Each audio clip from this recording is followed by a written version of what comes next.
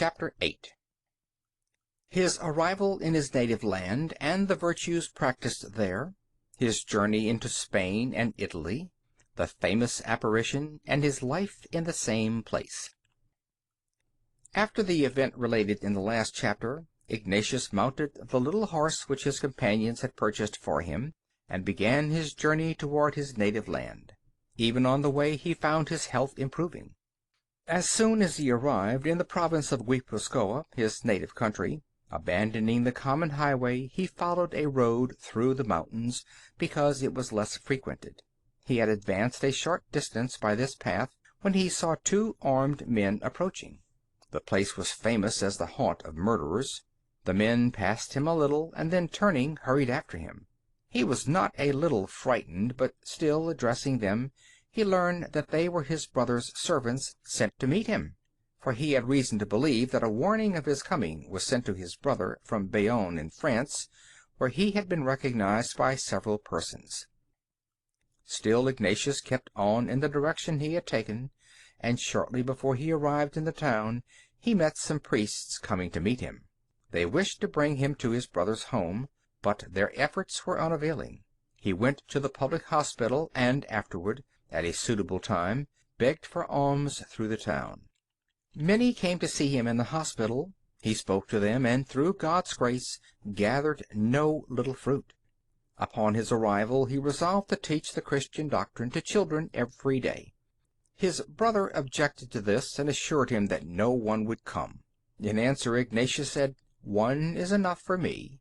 However, as soon as he began to teach, many came regularly, his brother among the number.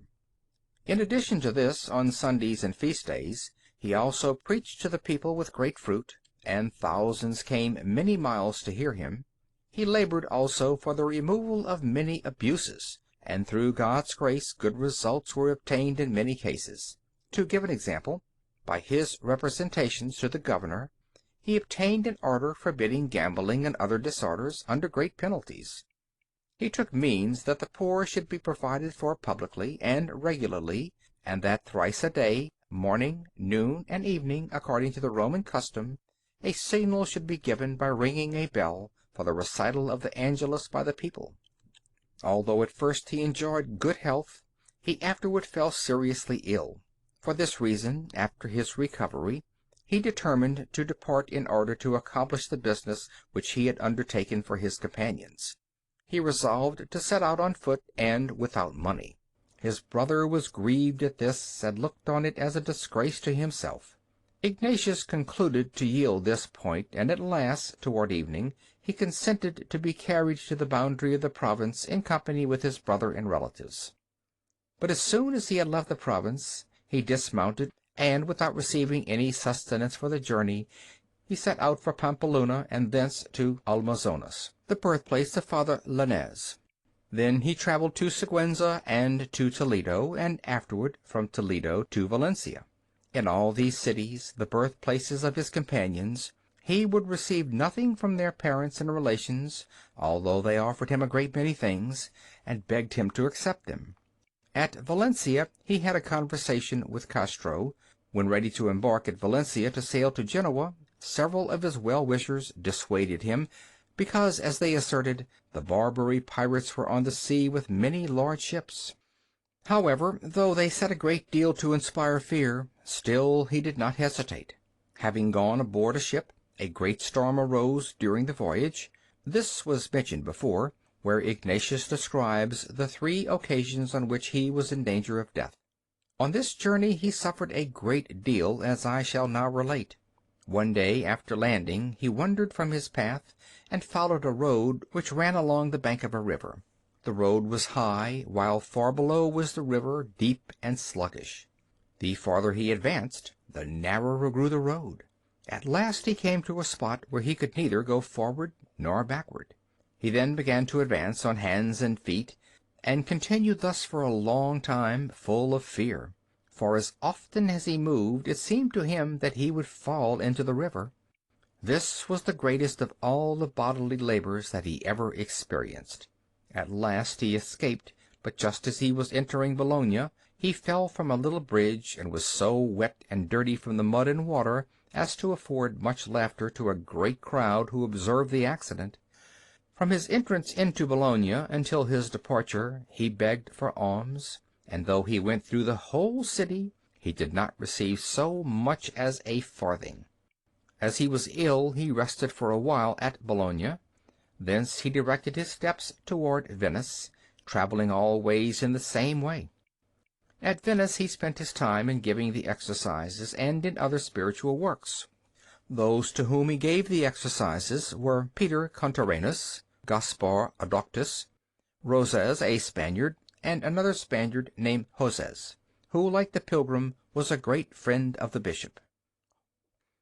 Oñaz at first would not make the exercises, although he felt drawn to do so. At last he resolved to undertake the work, and on the third or fourth day he opened his mind to Ignatius. He said that he had feared that by the exercises his mind might be imbued with false doctrines. Indeed, he had been persuaded by a man to be on his guard, and for this reason he had brought along with him a book to use in case he were imposed on. He made great progress in the exercises, and finally embraced that manner of life which Ignatius had established. He was the first of the companions of the saint to die. At Venice another persecution was stirred up against Ignatius. Some asserted that he had been burned in effigy both in Spain and in Paris.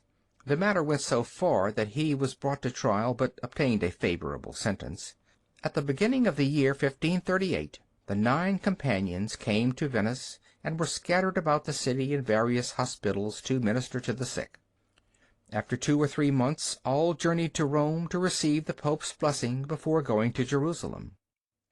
Ignatius, however, did not go to Rome, on account of Dr. Ortiz and the Theatine cardinal recently raised to that dignity.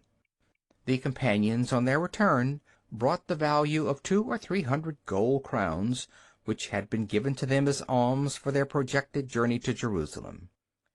They would accept it only in the form of bills, and when they were unable to make the voyage to Jerusalem, they returned it to those who had made the gift.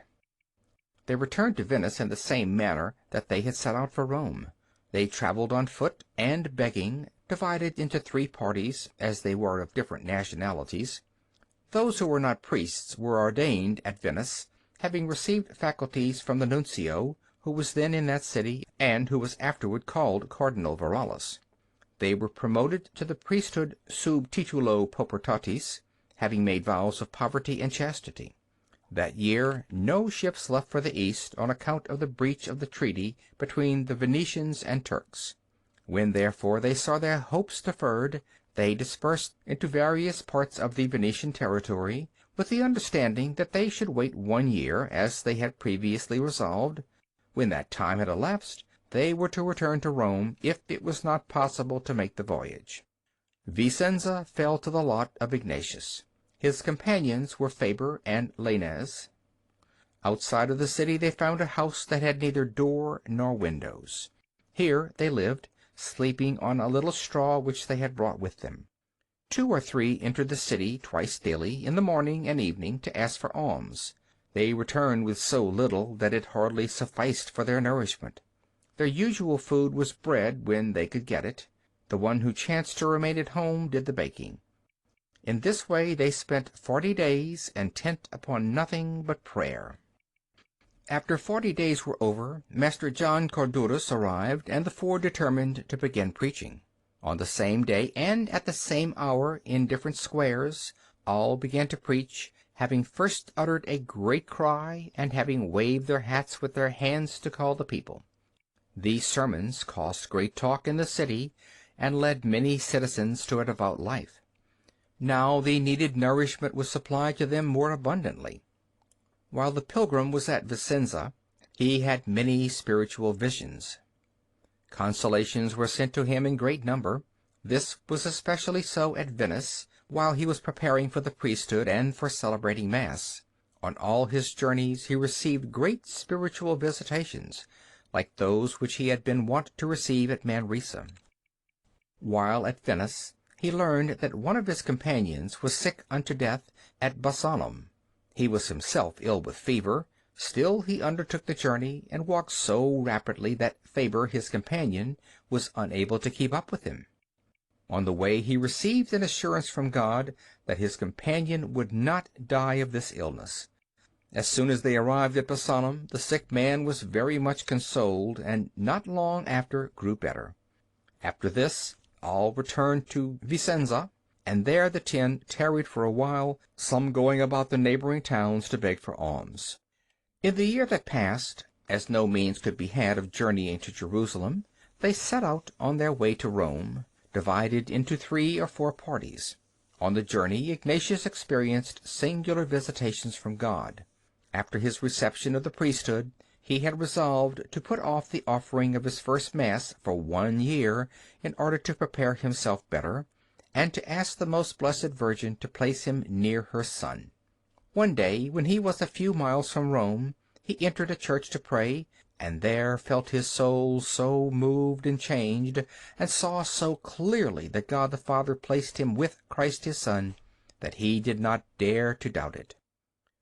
When Ignatius was told that several other details were related by Lainez, he replied, "Whatever Lainez said about the matter is true. For my part, I do not remember the particulars, but," he added, "I know for certain that when I related what happened, I told nothing but the truth." These were his words about the vision. He referred me to Lainez to verify what he narrated. Once Ignatius left Rome for Monte Cassino to give the exercises to Dr. Ortiz, and spent 40 days there. One day, at a certain hour, in a vision, he saw Oñaz entering heaven.